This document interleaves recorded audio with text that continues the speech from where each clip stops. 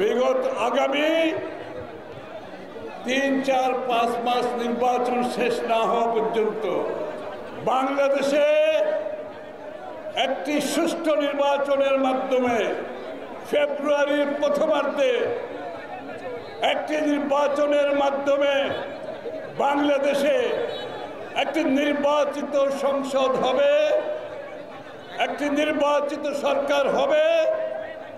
ততক্ষণ পর্যন্ত বিএনপির আন্দোলন শেষ হবে না। বিগত 17 বছর আমরা যেভাবে ঐক্যবদ্ধভাবে শেখ হাসিনাকে বিতাড়িত করেছি, আবারও ঐক্যবদ্ধভাবে বিএনপির বিজয় ছিনিয়ে আনতে হবে। ইতিমধ্যে দীর্ঘ আলোচনার মাধ্যমে ঐক্যমত হয়েছে। ঐক্যমতের পরিপ্রেক্ষিতে সনদ সই হয়েছে। Chapter closed. এরপরে আবারও আলোচনার কোনো সুযোগ না।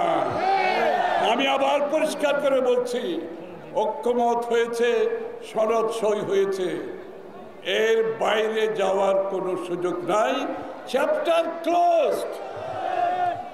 যারা এর বাইরে গিয়ে দেশে তাদের নিজস্ব দাবি দেওয়া অন্য দলের উপর চাপিয়ে দেওয়ার চেষ্টা করছে, বাংলাদেশের মানুষের উপর চাপিয়ে দেওয়ার চেষ্টা করছে, তাদেরকে বলছি গণতন্ত্রের পথে আসুন।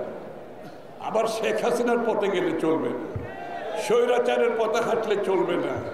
গণতন্ত্রে যদি বিশ্বাস করেন, আগামী নির্বাচনে আপনার ম্যান্ডেট জন্য আপনি জনগণের কাছে যান।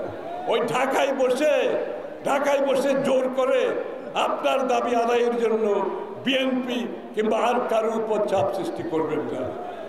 আগামী সংসদে কি হবে সেটা ঢাকায় বসে কিছু মানুষ জোর করে আগামী সংসদের যারা যাবে সংসদকে, আগামী দিনের সংসদকে এখন থেকে তারা বলে দেওয়ার চেষ্টা করছে যে এইগুলো তোমাদেরকে করতে হবে।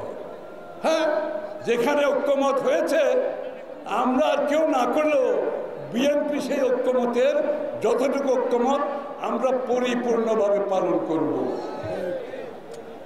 আর এর বাইরে বিভিন্ন দাবি তুলে রাস্তাঘাট গরম করে সাংঘর্ষিক রাজনীতির দিকে যাবেন না।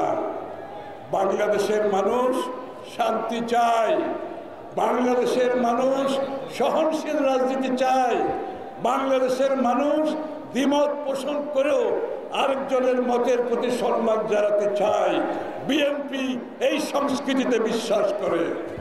আর একটা কথা বলছি, যত সংস্কার করুন, রাজনৈতিক সংস্কার যদি পরিবর্তন না করেন, রাস্তায় গিয়ে জোর করে চাপিয়ে দিতে চান অন্য দলের উপরে, এর চেয়ে অগণতান্ত্রিক আর কিছু নাই। এরশাদুল্লাহর গণসংযোগে যে ঘটনা ঘটেছে, একজন মৃত্যুবরণ করেছে, আমাদের নেতা এরশাদুল্লাহ আহত হয়েছেন, আরো কয়েকজন আহত হয়েছেন। বলা হচ্ছে দুই দলের অন্তর্দ্বন্দ্বের কারণে এই ঘটনা ঘটেছে। ঠিক আছে, কিন্তু এই দুই দলের অন্তর্দ্বন্দ্ব এরশাদুল্লাহর সেই গণসংযোগ কার্যক্রমে কেন এই ঘটনা ঘটতে হবে?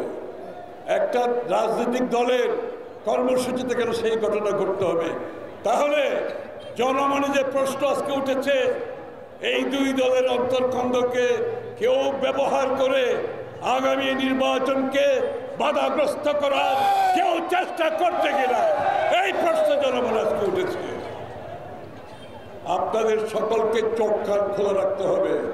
যারা আগামী নির্বাচনকে বাধাগ্রস্ত করতে চাচ্ছে, বিলম্বিত করছে, তারা গণতন্ত্রের শত্রু। তারা বাংলাদেশের অধিকারের বিরুদ্ধে কাজ করছে। তারা বাংলাদেশে নির্বাচন চায় না। নির্বাচন ব্যতীত যদি মজা খাওয়া যায়, নির্বাচন ব্যতীত তো নির্বাচন চাইবেন কেন? এটা কি আমরা বুঝি না? আমরা সবাই বুঝি। ওই খাওয়া খাওয়ানো দেওয়া যাবে না, এই খাওয়া খাইতে দেব না কাউকে। ইনশাআল্লাহ